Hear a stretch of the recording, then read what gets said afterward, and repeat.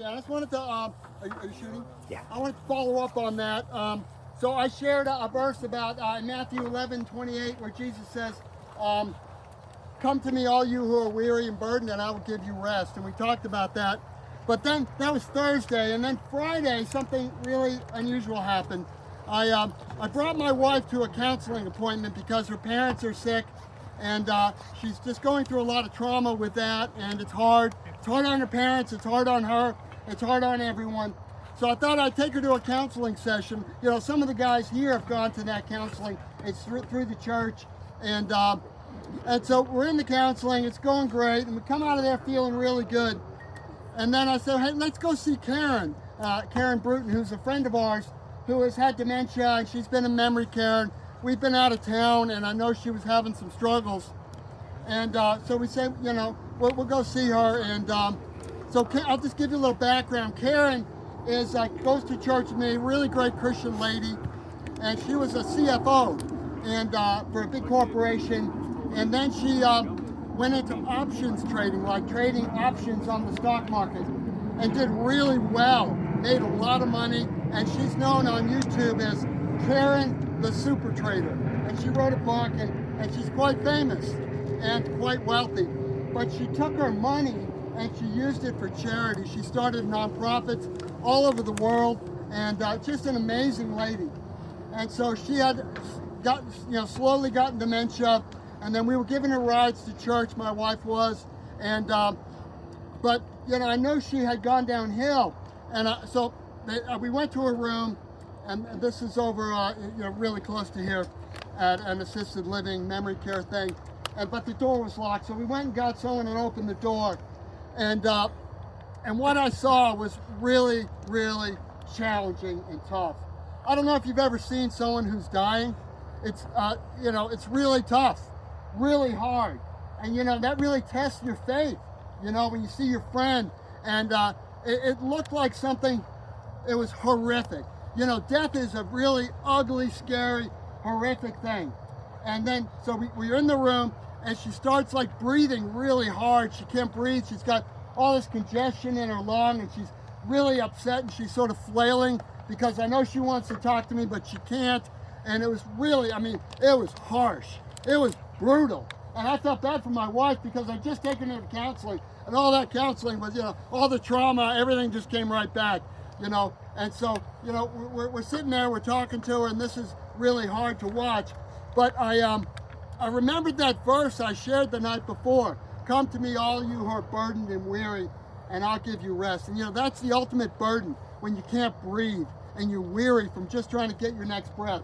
So there was a Bible in the room, so I got that open, and she's just like really, really traumatized. Karen's breathing really heavy and can't breathe, and it was really, really tough to watch.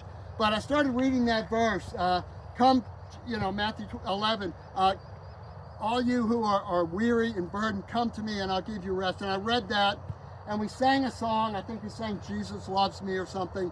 And then we had a prayer. And Karen went from being, really excited and struggling to breathe, and she was asleep.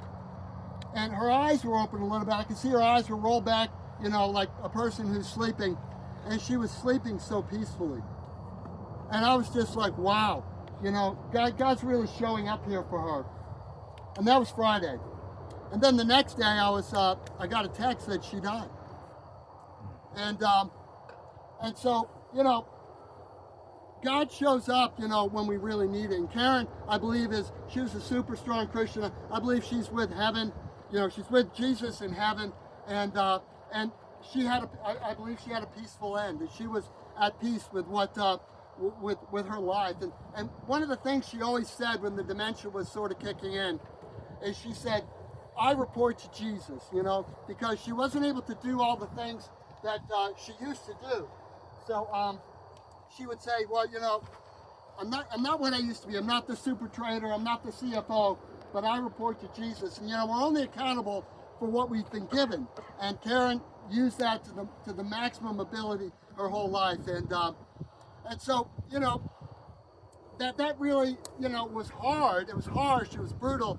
But I feel really inspired by by that whole situation, just seeing her at peace and at sleep and sleeping. And one of the other things that Jesus said was, I have come that you would have life and have life to the full. And you might say, well, Paul, what are you talking about? If I become a Christian, I'm going to have to stop doing this, and I'm going to have to stop getting drunk, and I'm going to have to stop whatever it is I'm doing. There's mixed company, and I want to give too vivid examples, but I was quite graphic Thursday. That's not abundant life. That's not life to the full. But that's what Jesus said. That's what he promises. And a bunch of men are getting together with my church, not at this campus, but at the Franklin campus on Monday nights to go over this book. And it's about unhindered abundance. And we're going to have small groups. We're going to have food there. It's tomorrow night at 6 at the Franklin campus. I'll post it on the Facebook group. But love to have you guys come to that if you're interested. No pressure. But we're going to talk about the abundant life that we have with Jesus and explain that and sort of unpack that. And it'll be a weekly thing. And so, when we go through life, the main thing, we should come away with, it's not the money. Karen was very wealthy. She had all the trappings of a very wealthy person. And I've been to her house. She came to Greece with me one time. We went to Patmos together. But it's not the wealth, and it's not the money, it's not the traveling, it's not the things you do, it's the friendships and the relationships. That's what really matters, and that's what Monday nights are going to be about as we go into the fall. It's going to be about men getting together, talking about their feelings. Yes, men do talk about their feelings, and talking about their struggles, helping each other, being there for each other, and lifting each other up. So if you're interested in that, come see me. I'll post it on the Facebook group. But thanks for coming, everyone, and thanks for staying. And we'll probably move the time up to 5 or 4:30 because it's getting dark, it's getting cold, and a lot of guys like to have dinner and get to bed. A lot of the kids that come to play need to do that. But we'll be here Thursday. Look at the Facebook group. It's called All Nation Soccer Club. Look at that because we might have a time change. But thank you very much for coming. That's all I've got. Thank you very much. Thanks, man.